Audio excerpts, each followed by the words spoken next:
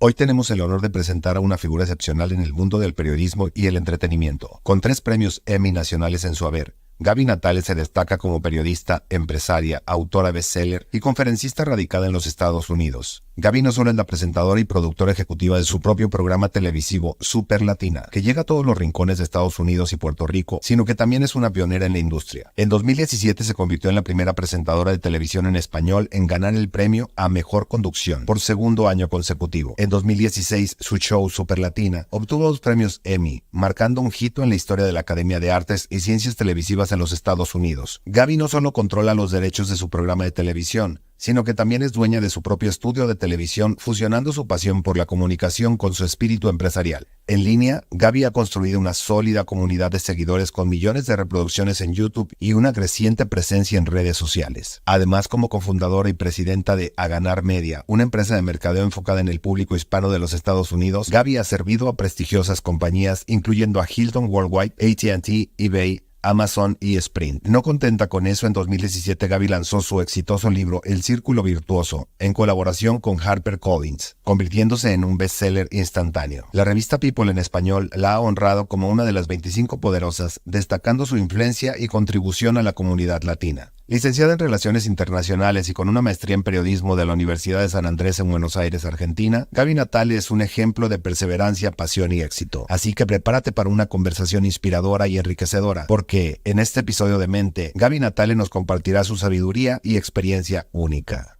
Comencemos. Gaby Natale, thank you so much. It's truly a pleasure to have the opportunity to chat with you today. Mucho gusto. I'm happy to be here. Excelente. So, listen, to get started, one of the things that really caught my eye as I was learning more about you and your journey is that you say, in short, most people, if not everybody, can be successful or can be extraordinary. You don't need, you're not born extraordinary, which was a discovery you had as you interviewed a lot of people. So I want you to dive deeper into that for the people that are watching today. Yeah, so basically, for my job as a journalist, I had to interview what we call superachievers, pioneers, people who reached the top of their industry for decades. And when I started doing that job, I honestly believe that these kind of people, they belonged to a different league from the rest of us. And some of them have a talent that is extraordinary. Not everybody can be Messi. Not everybody can be, the best opera singer. But here's the thing. In the overwhelming amount of cases, what I found is that these people started, creating their journey, and as they were working, as they were getting better, they even surprised themselves with how far they went. And so that's when I had this moment of realizing, yes, pioneers most of the times are not extraordinary people, or superachievers most of the times are not extraordinary people.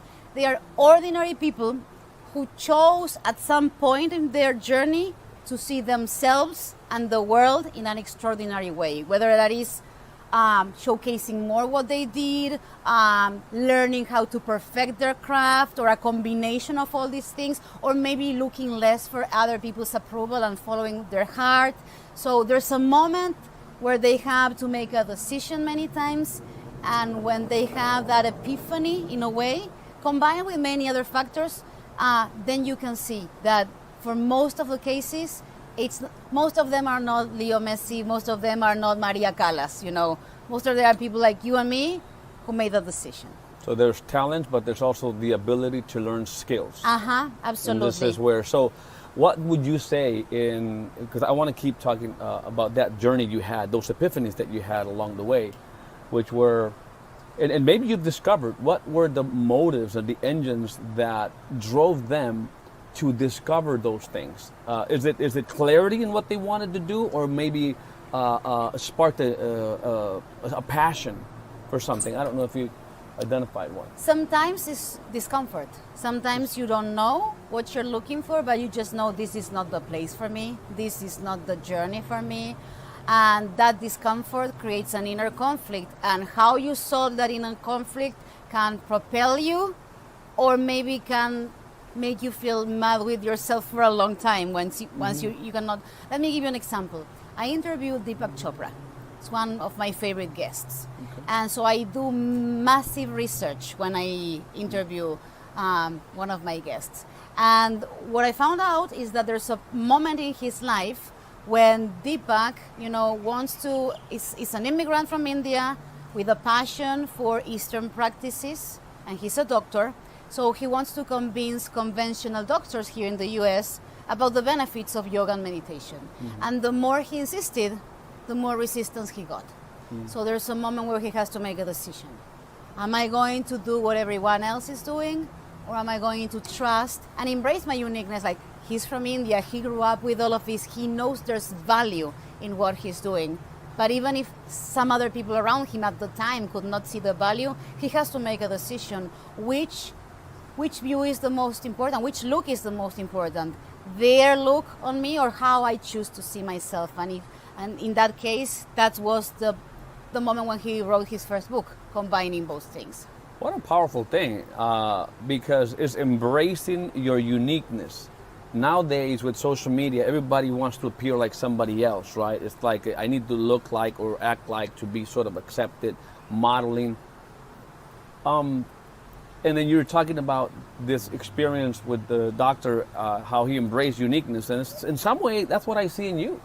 It's an inner journey, but that's what I believe. And when I go to those stages, and I'm 99.9% of the times the only Latina, not to mention immigrant or Latino, and I speak as a professional speaker in very high caliber events and stages, and I have a big accent, and I don't see anyone like me or somebody who sounds like me or with the same story. I had to do that same journey of thinking like, okay, can I bring value? Yes. Can I, is what I'm doing something of worth? Yes. I may still come across people that to this day, they don't know it, mistakenly assume that I am uneducated only because English happens to be my second language and I have an accent, but I know better. And I'm not going to let that stop me. And I'm not going to let that. That's why I talk so much about pioneers breaking barriers, because too many times we feel like, okay, I'm the first one or I'm the only one in that space. And that can feel sometimes lonely, but also disempowering, the first and the only. That's why I like to change the narrative and think about ourselves like pioneers. Because when you're pioneers breaking barriers, you're not alone. You're taking your whole community with you. You're taking a lot of people with you. And it's not just about yourself. It's about breaking a barrier that hopefully is going to open doors for many others to cross. And I highlight, I think this is the perfect moment right now, where there's so much information. And it's like, what do I do? Copy. Be unique. Embrace your uniqueness. Exactly. Embrace your uniqueness in a sea of sameness. Yeah. And also because it's so hard to get people's attention. So why are you going to try to imitate somebody else when it's either hard for that other person to grab people's attention? Be your own version. And at the same time, I feel we are in a very special point because we are in a world that is interconnected as never before, that is changing as fast as never before, and that the gatekeepers that used to decide this person is worth it, this person is not worth it, whether it is the music industry or many other industries, those gatekeepers are less and less powerful because social media came here to disrupt that. Correct. And so many people can really create their own opportunities out of being smart. I mean, working, having excellence, being consistent, but also being smart on how they are showcasing what they do. All right. Well, let's elaborate on that because, see, people saw your list of achievements. It's very impressive. And you didn't just get there by luck, at least, because there's certain values, the certain only thing that I think is luck, and I want to be honest with you, is health. Health. Because we don't get to choose if we wake up with pain in our body or not, or if, Sure. that's the thing that I think, there are many things and variables But So that's that was a one that's blessing. beyond. Yes, That's it's a a blessing. Yes. Being able to wake up and it's worth all the money in the world, or that, I can't put a price on it. No. You know, is what I wanted to say. But still, those common denominators and high achievers, and you, as people saw in the intro, all the things you've done, from the Emmy winning, 3 times Emmy winner, first Latina to publish a book by one of the biggest publisher houses in the world. What are those values that you abide by daily that have contributed to where you are today? One of the things is believing your vision even before you have the results to validate it. And why do I say that? Because when you're breaking barriers and when you're finding yourself that your individuality is met by a sea of sameness, if you wait for the validation of your vision, it's too late, because you have to give it a try even if you don't see people like you there. So, and at the same time, there's something else that for me is important, and I want to stress it. People see like the highlight reel of all these achievements, but I also want to tell them that before I won my first Emmy, I lost 7 times. 7 times I was nominated and I didn't get it. And that didn't stop me or frustrate me to keep working. First, because I love what I do. I don't think, you know, from all the people that I've interviewed and that I've known, nobody gets to a certain level in their industry or career by doing something they absolutely hate. It's not just discipline, you need to have enthusiasm. Wow. Yeah. Okay. You need to have enthusiasm combined with discipline. I think it's a winning formula. Discipline only is going to make you miserable. At some point, you're going to burn out. At some point, you're going to feel like it's not worth it. But when you combine both, and you rest also, because it's important to rest, you know, and you combine both, you can go much further. So enthusiasm for you is like it's muscle that you can just produce, because I agree, it's one of the most contagious things a human being can express. Do you know what it means? Enthusiasm comes... I know there's an acronym, and it's like, but I think I've heard it, but Yeah, this is a great opportunity to remind. It's really interesting. It comes from entheos, which means having a God inside. Exactly. So it's like a divine spark that you can feel when you're doing something that you really like or enjoy. And I feel like, yes, it's poetic, and yes, there might be some So you truth discovered here. that, even, you know, in your journey, you said, I can be enthusiastic about it. I use it as a compass. So Okay. I use it as a compass. So I try to be self-aware of, like, how am I feeling in this? And that, for example, when I was working in local news, at some point I lost my enthusiasm because I felt like my uniqueness and being a multidimensional woman could not be portrayed. You could even be like the sexy one or the formal one, you know. And those two stereotypes, like, I don't belong in any of those ones. So so that discomfort for me was the wake-up call to create something new, a new chapter of my life. And that's what I credit with everything that happened next. Starting creating something, a journey from a place of truth, not from a place of having to mold myself to fit stereotypes or these other industry's expectations. That's very interesting. Now, I want to go back again and rescue something that I thought it was very interesting, which is like, if I understood correctly, is act as if. Not like fake it till you make it, but act as if. As you say, see the vision first, believe, and then have the patience for the compounding to take effect, and then those actions will bring about the results. Yes. Right? So how do I act as if, like, if I'm not there? Because I think a lot of people wait, and they'll say, yeah, if I work or if I do certain things, it's going to happen, but still fail to truly act as if. Yes.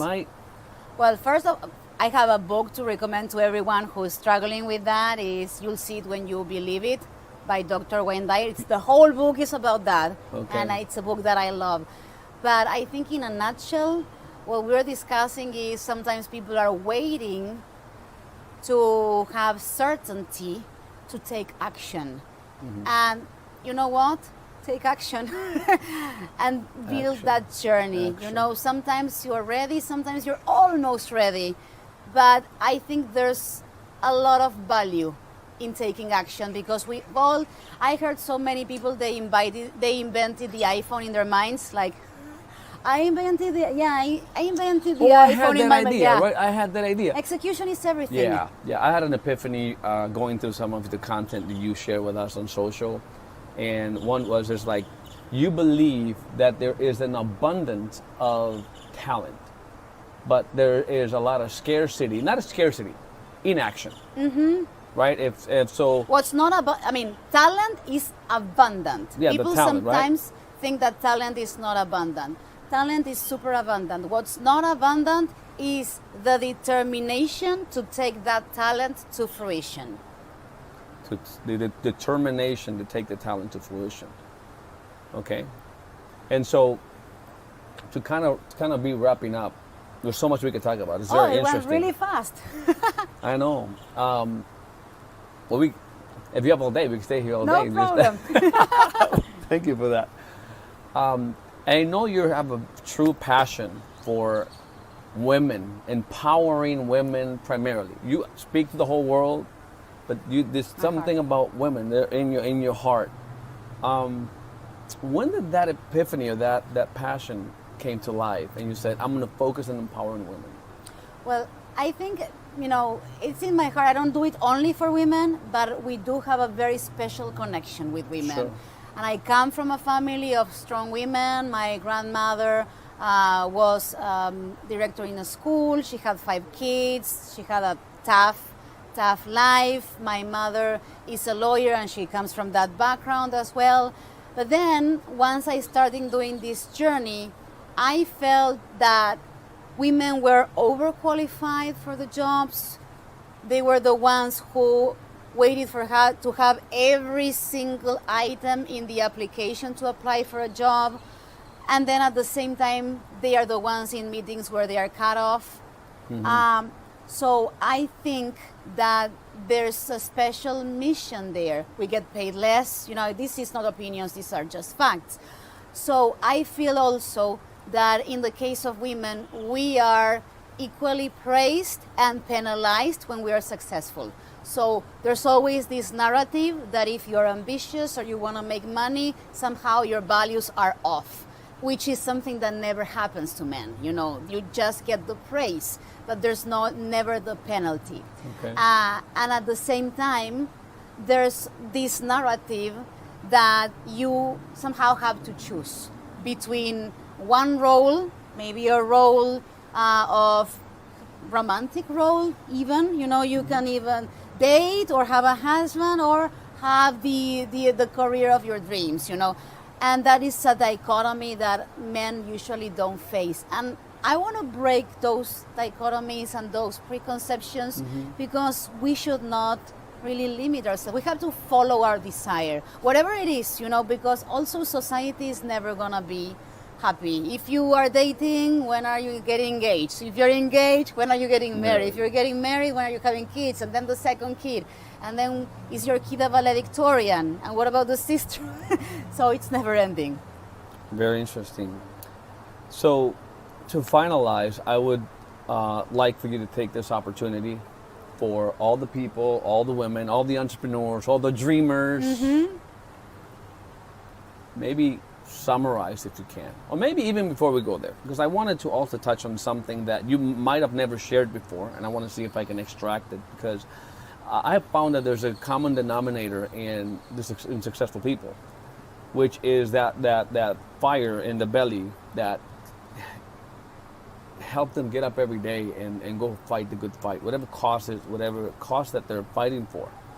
What was that moment in your life that you can remember that was that spark that made you into the warrior you are today? I know exactly the moment, because I was not really very determined, and as a student, in elementary and high school, had good grades but nothing great, and then I went to a very demanding university in Buenos Aires, and I was struggling, and this was when I was studying international relations, which is my first degree, and I went in an exchange program to London, and London is so expensive, incredibly expensive, and I was a student, so I didn't have a lot of disposable income, juggling different jobs, And one day I realized that the little disposable income that I had, I was spending it in the London Film Festival.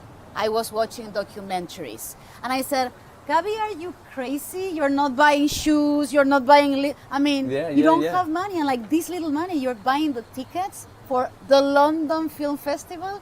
And that was the moment when I realized, like, this is not normal for you, this has to mean something. And then I came back, finished international relations, studied production, TV production, and then got a master's degree in journalism. And that's when I found what I believe is my tribe. You know, these people who are very curious, who want to interview other people, who want to learn more, you know, and at the same time, they are very determined. And so that was the moment when, and I agree with you. There's some patterns. Sometimes when you interview people that you realize, I call that the virtuous circle. You know, that's like the archetypes and everything. But you can call it whatever you want. But there is something that is like an invisible thread that unites all of these people who somehow find what makes them come alive. And it's almost like, I wish, and I don't know if you heard this before, to really wrap it up, I wish you pain in your life.